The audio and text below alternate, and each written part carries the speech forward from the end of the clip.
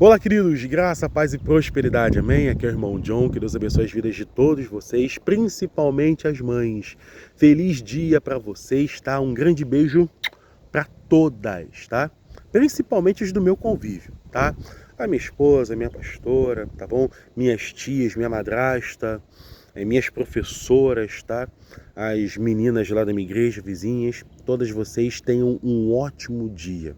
Que Deus dê maturidade, sabedoria, paciência, saúde, para que vocês exerçam a maternidade, que é um papel enorme, da melhor maneira possível, ok? A principal missão de vocês é criar seres humanos saudáveis para esse mundo e para a glória de Deus. E que vocês tenham sucesso nisso, amém? Vamos lá, queridos. Eu quero conversar com vocês algo muito importante mesmo. Em primeira carta aos Coríntios, capítulo 11, versículo 1, está escrito: sede meus imitadores como eu sou de Cristo.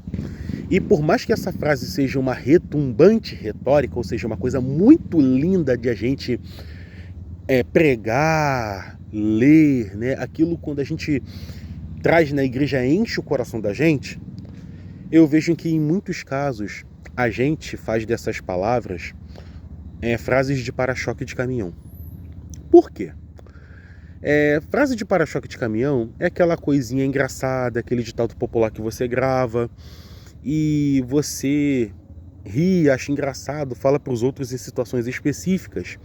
Só que no decorrer da tua vida, 99% dela, você não está nem aí para aquilo que você leu, ok? Muitas vezes a gente se comporta assim. Muitas vezes não, muitos de nós têm se comportado assim. E se o Espírito Santo não despertar, a gente não sai desse sono, ok? Vamos lá, queridos. Vocês se lembram da parábola do fariseu e do publicano? Onde o fariseu agradecia, conjecturando: Senhor, eu dou dízimo, eu dou oferta, eu dou primícia, eu participo da campanha do envelope tal, eu visto meu terno, eu ando com a minha Bíblia cromada, e graças a Deus eu não sou como essa vizinha do job, graças a Deus eu não sou como esse vizinho do narcotráfico, graças a Deus eu não sou como esse cara do jogo do bicho, ainda bem, Deus, que eu sou santo. Enquanto chega o publicano, o pecador: Deus, eu não sou nem digno, mas recebe minha adoração, me transforma. O publicano saiu edificado, o fariseu não. A oferta da viúva foi a maior de todas, a oferta foi de 2 moedas. E os fariseus davam aquilo que sobrava. O que significa o seguinte: a viúva, ela deu tudo o que tinha para Deus. E trocando, a viúva deu atenção, a viúva deu honra, a viúva deu confiança, a viúva deu ouvidos. E sabe o que acontece com os fariseus? Eles dão o que sobra do tempo, eles dão o que sobra do dinheiro, eles dão o que sobra de valorizar o chamado, eles dão o que sobra quando dá tempo de cuidar das ovelhas.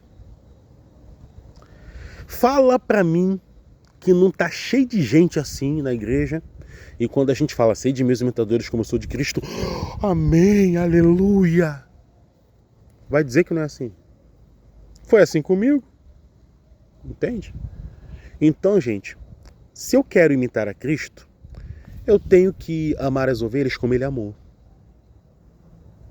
Eu tenho que cuidar das ovelhas como Ele cuidou. Pedro: quando tu te converteres, fortalece teus irmãos.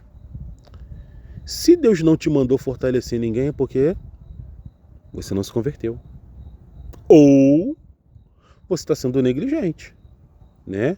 Um dia você se converteu, só que depois você resolveu ir para trás e por isso houve uma desconversão em alguns aspectos, não todos, né? E qual é a mania? Por que isso vem? Por que o ser humano sabe que tem que imitar a Cristo? Por que a gente conhece o caráter de Cristo e mesmo assim a gente ainda vive como se isso não fosse uma verdade literal? Desculpa a redundância. É porque, gente, a gente tem um vício comportamental, isso é comportamental, a gente aprende, tá? De botar o outro como parâmetro, entende? É fácil eu parecer santo quando o parâmetro é o bêbado da esquina, quando o parâmetro é a menina do job que sai com 30 numa noite, quando o camarada que tá ali cata a latinha para poder comprar R$ 2 de pão amanhã, quando o adúltero ali saiu com 10 e foi expulso de casa, exposto a situação vergonhosa.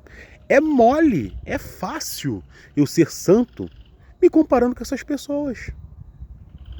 Entende? Só que tem um detalhe, quando o apóstolo fala, sede meus imitadores como eu sou de Cristo, na verdade o que ele está dizendo? Cristo é o parâmetro, eu estou imitando o parâmetro, façam a mesma coisa. Ok? Aí fica difícil, né? Eu sei, gente, eu tô tentando até hoje, fica difícil. Você abrir mão da sua vida pessoal em prol de uma missão do reino específica, né? Você tolerar fariseu, né? Você combater um sistema, você cuidar das ovelhas como ele cuidou, você orar como ele orou, você ensinar como ele ensinou. Eu não falo de performance, eu falo de dedicação. A performance de Jesus, gente, é virtualmente não imitável ou inimitável, né? Virtualmente falando, eu sei que Jesus falou o seguinte: vocês farão obras como essas e farão obras ainda maiores. Ele estava falando para os discípulos e eu acredito que ele também escreveu isso para a gente crer. Só que, galera, se a gente estivesse nesse patamar, essa conversa não seria necessária. Se a gente estivesse ocupado fazendo essas coisas maiores, a gente não estaria batendo papo como esse aqui. Entende? E aí o que acontece? Se eu boto outro como parâmetro, fica mole ser santo. Como a gente já conversou antes, e o parâmetro nunca foi o outro, sempre foi Cristo, sempre. João me prova na Bíblia, claro. Tinha que molar um cordeiro de 1 ano, sem defeito. Quem simboliza esse cordeiro? Cristo. Desde a antiga aliança, desde a época de Moisés, aliás, desde a época de Abraão. Entende? E é isso, cara. A gente, né, eu me incluo sempre. A gente precisa entender o que é imitar Cristo. Entende? É abrir mão da glória. E às vezes você quer glória. Por que você quer fazer obra? Para ter aplauso? Para ter uma realização pessoal? Para as pessoas notarem que você é? Igual o desenho do Naruto lá, que aprontava a todos porque ele queria ser reconhecido? Tá bom, você ganha o seu reconhecimento. Mas você levanta defunto? Você faz a perna do coxo andar, crescer? Você tira a mão mirrada de alguém? Você tira a lepra de alguém? Por você? Não. Só se o Espírito Santo que Jesus deu se manifestar. Tudo que a gente tem aqui é emprestado, gente.